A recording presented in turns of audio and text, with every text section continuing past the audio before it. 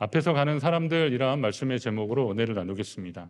미국의 어느 조사에 의하면 95%의 사람들이 옳은 말을 하지만 이것을 자신이 실천하는 리더는 5% 미만이라고 합니다.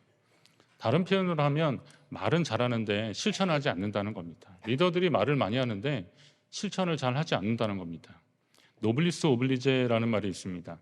사회적으로 명망에 있는 사람과 상대적으로 높은 지위에 있는 사람일수록 더 무거운 책임과 도덕적 의무를 실천해야 된다는 그런 말입니다. 하지만 요즘은 존경받고 칭찬받기를 원하는 사람들은 많은 것 같은데 자신에게 주어진 책임과 의무를 성실하게 감당하는 그런 리더, 그런 사람들이 보기 힘든 시대입니다. 참된 지도자는 대중에게 말하는 것 이상으로 실천하는 자가 되어야 됩니다. 저도 말씀을 전하는 사람으로서 행함과 실천에 대한 무한 책임을 느낍니다. 하나님이 오늘도 제게 말씀을 전하게 하시고 그에 대한 부담을 주시는 것, 이 참 힘든데 부담스러운데 그러나 오늘 이렇게 말씀을 전할 수 있는 기회를 하나님이 제게 다시 한번 주셨다라는 그런 책임감을 가지고 저는 이 자리에 섰습니다. 듣는 여러분도 새로운 각오로 하나님의 일에 참여하시기 바랍니다. 오늘 내가 하나님의 말씀을 들을 수 있는 기회를 주셨다. 오늘 내게 하나님이 그런 기회를 주셨다. 그런 마음에 이 자리가 소중한 시간입니다. 이 시간이 하나님이 함께 하시는 복된 시간 되시기를 간절히 바랍니다. 오늘 본문으로 보면 3절에 동방해돋는 쪽에 진을 치는 자들이 있었습니다. 동방해돋는 쪽에 진을 치는 자들. 이스라엘 백성들이 행군할 때 그리고 멈출 때 이 진영이 있었습니다. 기본적으로는 이 진영, 이 대오를 계속 유지했는데 동방해돋는 쪽에 진치는 사람들, 성막 배치도를 보시면 알겠지만 이스라엘 백성들은 동쪽인 가나안으로 향하고 있었습니다. 그래서 해돋는 동쪽에 진치는 사람들은 가장 앞쪽에 진을 치는 사람들인데 유다, 이사갈, 스불론 지파가 제1대가 되어서 이렇게 진을 쳤습니다. 무리 가운데 맨 앞에 갈 때 예상되는 어려움들이 있습니다. 그러니까 이 유다 지파를 비롯한 이 사람들은 맨 앞에 가는데 이 맨 앞에 가는 사람들은 어려움들이 있습니다. 우선은 방향을 제대로 정해야 되고 앞으로 만나는 대적들의 공격에 대비해야 되는 막중한 책임이 있습니다. 방향을 잘 정해야 됩니다. 지금처럼 무슨 내비게이션이나 이런 게 잘 발달된 시대가 아니기 때문에 물론 이제 경험상으로 동쪽이 어딘지 알겠죠. 그러나 무조건 동쪽으로만 갈 수 있는 건 아니지 않습니까? 돌아갈 때도 있고 또 피해갈 때도 있고 그러니까 그쪽 방향을 꾸준히 유지하면서 가야 되는 그런 능력이 있어야 됩니다. 그런 감각이 있어야 됩니다. 함께 몇 년 전에 이쪽 지역의 목사님들하고 몇 분이 문배마을 한번 가보자 그래서 거기를 올랐습니다. 문배마을 갔다가 그냥 구곡폭포 쪽으로 다시 내려오는 줄 알았더니 그쪽으로 지나서 저쪽으로 이렇게 쭉 내려가면 입구 쪽으로 오는 길이 있다는 겁니다. 어느 목사님이 그쪽까지 가야 되지 이건 운동도 안 된다는 거예요. 그래서 그럼 가보자고 그래서 갔는데 이분이 한참 가다가 약간 애매하시더라고요. 그래서 이게 아닌가 보라는 겁니다. 또 막 험한 길, 원래 저는 길이 아니면 잘 안 가는데 그분이 또 이를 가면 또 금방 간다고 그래서 도저히 안 되겠더라고요. 제가 핸드폰을 켜고 구글 맵을 이렇게 보니까 방향이 여기가 아니에요. 그래서 이리로 가야 된다고. 그래서 결국은 이제 원래는 한 오후에 올 줄 알았는데 해질녘에 내려왔습니다. 그래서 다음부터는 저분은 앞에 가면 안 된다. 꼭 막어라. 예. 운동 잘하시고 열심히 있는 분인데 그날 좀 착각하신 것 같습니다. 그래서 앞에 가는 사람들이 그렇게 중요하더라고요. 방향을 잘 잡아야 됩니다.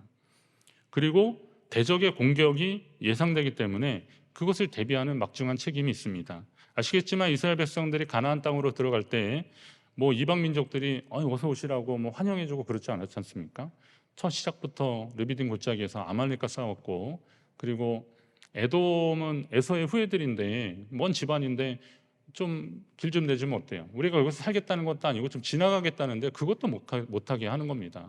그래서 방향을 좀 틀어야 되고 모압과 암몬은 또 계속 이스라엘을 대적했습니다. 그러니까 이런 속에서 맨 앞에 있는 사람들이 공격 대상이 되는 상황입니다.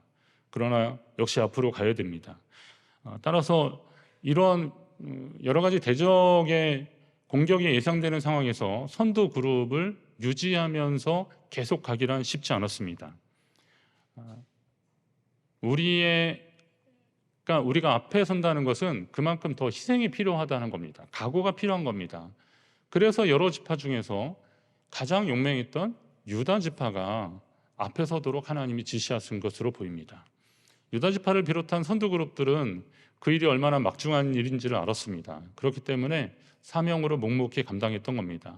혹시 여러분이 무리 앞에 서야 한다면, 여러 사람들 앞에 서서 가야 한다면 그 일은 하나님의 부르심이라는 사실을 기억하십시오. 부담이 좀 되더라도 사명으로 잘 감당하시기 바랍니다. 그리고 앞서가는 분들이 있으면, 앞에서 가는 분들이 있을 때 그분들을 좀 응원해 주십시오. 괜히 뒤에서 야 내가 해도 저거보단 잘하겠다 이런 말 하지 마시고, 얼마나 고생이 많습니까? 얼마나 수고하십니까? 잘한다고 칭찬해 주고 격려해 주시기 바랍니다. 그게 바로 우리가 계속 앞으로 잘 나가는 비결입니다. 유다 지파를 따르랍니다. 하나님은 성막을 중심으로 세 지파씩 묶어서 크게 동서남북 네 그룹으로 나눴습니다. 그 지파 배치도 보셨죠? 성막이 머무를 때는 이렇게 유다, 이사갈, 스불론, 르우벤, 시므온, 갓, 그리고 베냐민, 므낫세, 에브라임, 단, 아셀, 납달리 이렇게 네 그룹으로 묶었습니다. 이걸 잘 보니까 성경에는 구체적으로 나오진 않았지만 이 기준이 뭘까 그랬더니 띄워놓고 봐주세요. 야곱의 아내 레아, 빌하, 실바, 라헬이 있는데 이들의 자녀들을 그룹으로 묶은 거예요. 세 그룹씩 하면.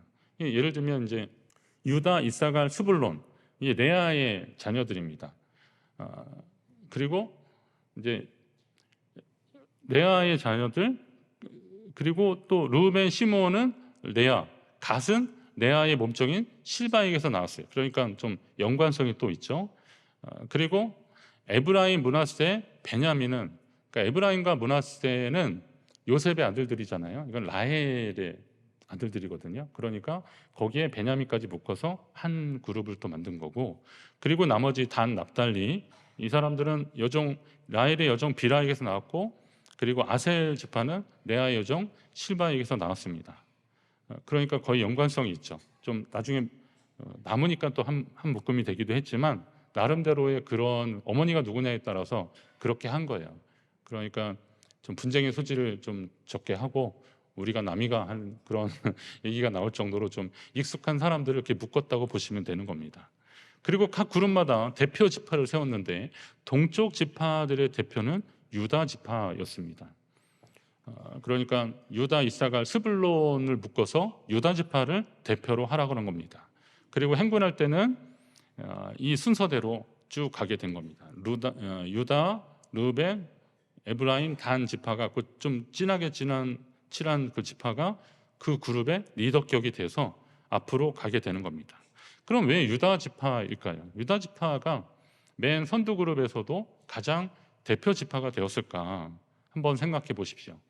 야곱이 죽기 전 마지막으로 아들들을 축복할 때 유다에 대해서 예언을 하면서 기도하면서 그럽니다. 유다는 사자 새끼로다 그러면서 쭉 나가면 규가 유다를 떠나지 아니하며 통치자의 지팡이가 그 발 사이에서 떠나지 아니하기를 실로가 오시기까지 이르리니 그에게 모든 백성이 복종하리로다, 이런 예언을 해줍니다.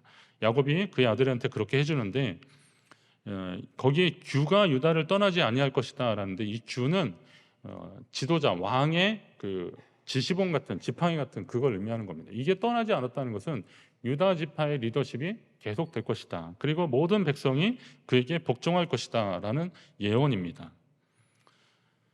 이후에 다윗 왕이 유다 지파였고 예수 그리스도께서 유다 지파의 족보, 혈통을 따라서 오신 것을 보면 이 예언의 말씀이 어떤 것인지 우리는 알 수 있습니다. 문제는 유다 지파의 리더십을 다른 지파들이 인정할 수 있느냐라는 겁니다. 유다 지파가 뭐 그렇게 대단해서 그런 형들을 다 앞에 르우벤, 시므온, 레위 다 있는데 이거 다 제쳐놓고 유다가 어떻게 이 지도자로서 대표 지파가 될 수 있느냐? 당시의 풍습으로 보면 아버지의 모든 권리를 장자가 물려받았기 때문에 장자권은 당연히 첫째 아들인 르우벤에게 있었습니다. 그런데 하나님은 야곱을 통해서 이 부분을 분명히 해주셨습니다. 르우벤이 왜 안 되냐? 르우벤은 아버지의 침상을 더럽혔다 그랬습니다. 아버지의 첩인 빌하와 동침하는 그런 짓을 했기 때문에 그 아버지의 침상을 더럽혔다. 그럼 이제 시므온과 레위 남았는데, 시므온과 레위는 우리가 알다시피 그 세겜 땅에서 여동생 디나일로 그쪽 백성들과 약속을 맺었는데 그걸 깨고 가서 그들을 다 죽여버리고 말았어요. 그래서 야곱이 그 일 때문에 너무 상심이 되고 속상해서 내가 이 가나안 땅에서 얼굴을 못 들고 다니겠다. 그러면서 그들을 막 책망합니다. 이런 일 때문인지 그들은 또 제외됩니다. 결국 장자의 축복권이 유다까지 내려오게 된 겁니다. 물론 유다도 실수를 많이 한 사람이더라고. 유다는 좀 괜찮은가 봤더니 유다는 뭐 역대상 기록으로 보면 이제 그 기록으로 다 나오는데 유다가 뭐 좀 실수를 한 거죠. 옛날이니까 좀 그랬다 치시고 하여튼 며느리 다말에게서 두 아들을 낳을 정도로 그런 삶을 살았던 사람입니다.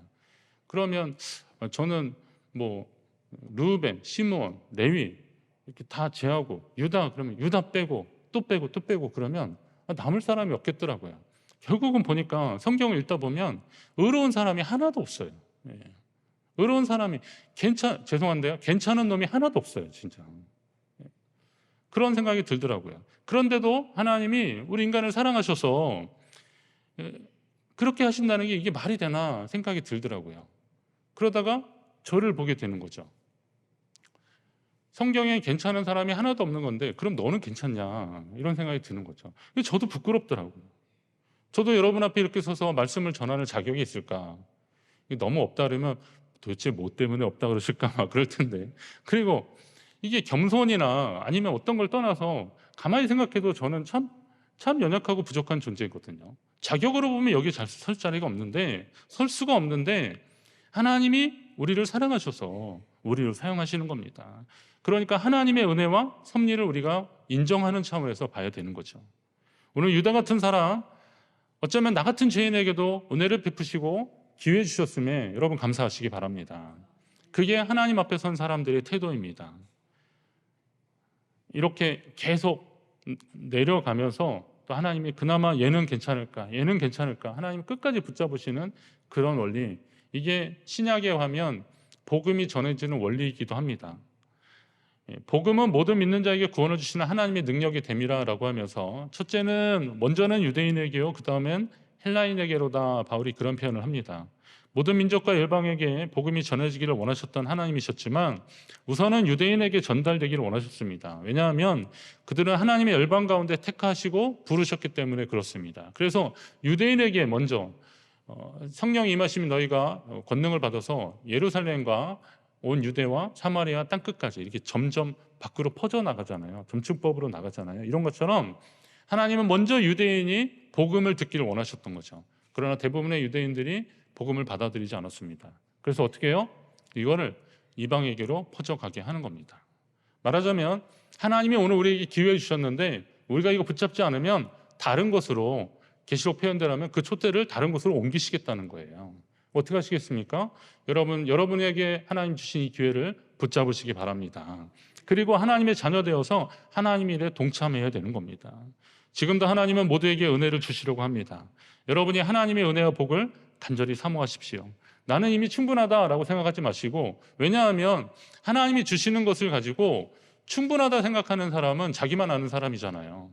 하나님 내게 주신 것을 가지고 주를 위해서 살겠노라고 다짐하는 사람들은 하나님의 은혜를 계속 구하게 되는 거죠. 왜냐하면 그것을 통해서 하나님이 하실 일들이 있기 때문에 그렇습니다. 이 은혜와 복이 저와 여러분에게 임하기를 주의 이름으로 축원합니다. 이제 동방 해돋는 쪽에 선 세 지파를 좀 더 보십시오. 이스라엘이 행군할 때 가장 앞에 서야 했습니다. 맨 앞자리는 어려운 자리라고 그랬죠. 대적의 위협을 가장 먼저 받았습니다. 백성이 지치고 힘들 때, 망설일 때 더 힘을 내야 했습니다. 군대 다녀오신 분들은 행군할 때 보시면 알겠지만 맨 앞에 이렇게 선두 그룹들이 있어요. 이상하게 선두 그룹들은 잘 가더라고요. 선두 그룹들은 잘 갑니다. 그럼 뒤에서 뭐라 그래요? 선두 천천히 좀 천천히 좀 가자는 거예요. 이 뒤쪽에 서진 사람들은 안 그래도 힘들고 그런데 앞에 사람들은 그냥 쭉쭉 나가는 거예요. 뭐 일부러 그런 사람들을 뽑은 건 아닌데 그 앞자리가 사실 그런 자리더라고요. 그러나 내가 힘이 좀 많다고 해서 앞으로 쭉쭉 뽑아내면 안 되는 거죠. 뒤를 자꾸 돌아봐야 됩니다. 자꾸 보고 잘 따라오는지를 봐야 되는 겁니다. 이들의 진군 속도에 따라서 전체 이스라엘 백성들의 행군 속도가 결정됩니다. 그래서 그들의 책임은 더 막중했던 것입니다. 근데 잘 보시면 9절에 유다 진영에 속한 군대로 개수된 군인의 총계가 18만 6,400명인데 그들은 제1대로 행진할지니라 그랬습니다. 유다 지파, 유다 진영에 속한 군대를 다 세는데 유다 뭐 7만 얼마 이렇게 막 했는데 다 세니까 18만 6,400명이잖아요. 이 사람들이 유다 진영에 속한 사람들이라고 그냥 그렇게 쳐버리네요. 그러면 거기 나중에 이사갈 스불론은 어디 간 걸까요? 그냥 없어진 걸까요? 그렇지 않고요. 그 대표 지파의 이름으로 모이게 되는 거고, 뭐 말하자면 이사갈 스불론 이 사람들은 그 다른 지파의 용맹성에 보면 좀 떨어질지 몰라도 유다 지파 그 진영의 깃발 아래 모임으로 인하여서 그들도 용맹스러운 사람으로 변화되고 또 스스로 그것을 깨닫게 되는 것입니다. 이게 이제 믿음의 원리라는 거죠. 그러니까 믿음이 강한 사람이 약한 사람을 붙잡아주고, 믿음이 연약한 사람이 그냥 가만히 있으면 쓰러지고 넘어지지만 믿음이 강한 사람을 붙잡을 때 거기에 상승 효과가 있는 거죠. 여러분의 자녀들 위해서 기도할 때 그런 기도하십시오. 하나님, 우리의 자녀가 좋은 믿음의 식구들, 이웃들 좀 만나게 해달라고 그렇게 기도하십시오. 뭐 자녀들 집에 갔을 때 앞집에 교회 있으면 꼭 인사하십시오. 뭐라 좀 사들 가서 인사하시고 부탁하십시오. 예. 우리 잘 부탁한다. 뭘 부탁해야 될지는 하여튼 잘 부탁한다. 좋은 믿음의 이웃들을 잘 만나기를 위해서 기도하십시오. 그리고 그런 만남이 그를 새롭게 할 거고 더 성숙하게 할 것입니다. 그들은 연약하고 부족했지만 강한 지파 유다 지파 옆에 있으니까 제1대가 되었던 겁니다. 여러분 곁에 믿음의 일꾼들이 더 많아지기를 간절히 바랍니다. 예수님이 제자들에게 발을 씻어주시면서 이 섬김의 모범을 보이신 후에 제자들에게 부탁하십니다. 너희도 서로의 발을 씻어주라. 원래대로라면 너희도 가서 이렇게 해라 라는 해석이 맞는데요. 예수님이 굳이 너희도 서로의 발을 씻어주라 이것이 옳다라고 하신 이유는 왜일까요? 이 밤에 예수님이 잡히실 때 후다닥 다 도망가셨습니다. 벌거벗은 몸으로 막 옷 벗겨지는지도 모르고 도망가고 그랬어요. 그리고 또 어떨결에 따라갔다가 나는 그 사람을 모른다. 그리고 부인하고 도망갔습니다. 자, 그러다가 제자들이 만났어요. 야, 너는 뭐 그렇게까지 부인 안 한다고 그렇게 큰 소리 치지만 제일 먼저 도망가더만 넌 비겁한 놈이야. 이렇게 손가락질 할 것이 아니라 연약함을 보고 서로의 발을 씻어주는 마음으로 아니 괜찮아, 그럴 수 있지 이런 말 하라는 게 아니에요. 그의 연약함을 인정해주고 서로의 발을 보듬어주는 그런 관계가 되라는 거예요. 이게 사명자고 하나님의 일을 맡은 사람의 모습입니다. 섬김의 사람들이 바로 그렇게 하라는 거예요.